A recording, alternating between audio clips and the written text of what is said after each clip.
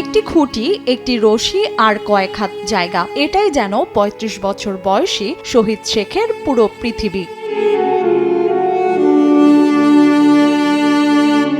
মানুষ হয়ে জন্ম নিয়েও গত ২০ বছর ধরে ছাগলের ঘরেই কাটছে তার জীবন। যে খুঁটিতে ছাগল বাঁধা থাকে সেই একই খুঁটির সঙ্গে বাঁধা শহীদের দিনরাত, খাওয়া, ঘুম, বিশ্রাম, এমনকি প্রাকৃতিক প্রয়োজনও সেখানেই সারতে হয় তাকে। ২০ বছর ধরে ওরে বাঁধে রাখি। যখন বাপ মা ছিল তখন ওরে ভালোভাবে রাখছে, এখন তারা তো নাই, এখন আমি মনে করি দেখাশোনা করি।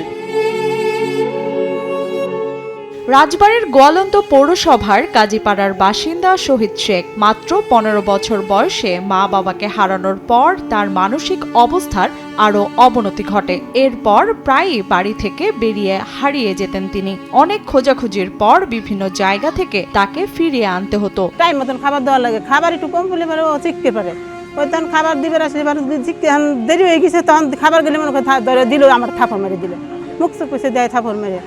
ওই চিকির বাড়ি তখন আর ভাত খাবে না, তখন ওরা চুপ করে থালা লাগে, ভাতের থালা আবার সরাই নিয়ে পরে আবার আস্তে ধীরে রাগ কমলে পরে আবার লোক ভাত দিয়ে খাবার, তাই তখন লোকে খায়। শহীদের বড় ভাই আবুল শেখ জানান, নিরাপত্তার কথা ভেবেই একসময় বাধ্য হয়ে তাকে রশি দিয়ে বেঁধে রাখার সিদ্ধান্ত নেন। এখনো বাঁধন খুলে দিলে তিনি এদিক ওদিক ছুটে চলে যান। ছিল তখন ওরে ভালোভাবে রাখছে, এখন তারা তো নাই, এখন আমি মনে করি দেখাশোনা করি। হ্যাঁ, নাওয়াই না খাওয়াই না ওরে বাঁধে রাখা, ঠিক আছে, মনে করেন গোসল মসুল সব কিছু আমার করার লাগে, তারপরে মনে করেন খাওয়াই দেওয়া লাগে। মা বাবা না থাকলেও শহীদকে কখনো একা ফেলে দেননি তার বড় ভাই আবুল শেখ ও ভাবি হাসিনা বেগম। সীমিত সামর্থ্য নিয়ে গত ২ দশক ধরে তারা শহীদের দেখাশোনা করে আসছেন। ভালোবাসার ভিতরে আমি ওর একটু বেশি ভালোবাসি, ও আমার ভালো একটু চেনে। হ্যাঁ, কথাবার্তা আমি ডাকলে একটু শোনে।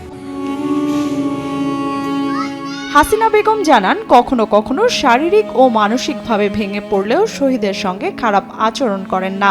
নিজের সন্তানের মতোই স্নেহ, ধৈর্য আর মমতা দিয়ে প্রতিদিন তার যত্ন নেন। রাত ধরেন কি করবো, মা নাই বাবা নাই, কেউ নেই, আমরা আছে, আমরাই মা বাবা। যতদিন আছে ততদিন দেখাই লাগবে, কি করবো, নিজের সন্তান যদি একটা থাকতো তাহলে পালা লাগতো। বাড়ির পাশের ছোট্ট একটি দোকানই আবুল শেখের পরিবারের একমাত্র আয়ের উৎস। সেই স্বল্প আয় দিয়েই নিজের সন্তানদের পাশাপাশি শহীদ শেখের ভরণ পোষণের দায়িত্ব পালন করছেন তারা। লিয়ানা শারমিন, সময় সংবাদ।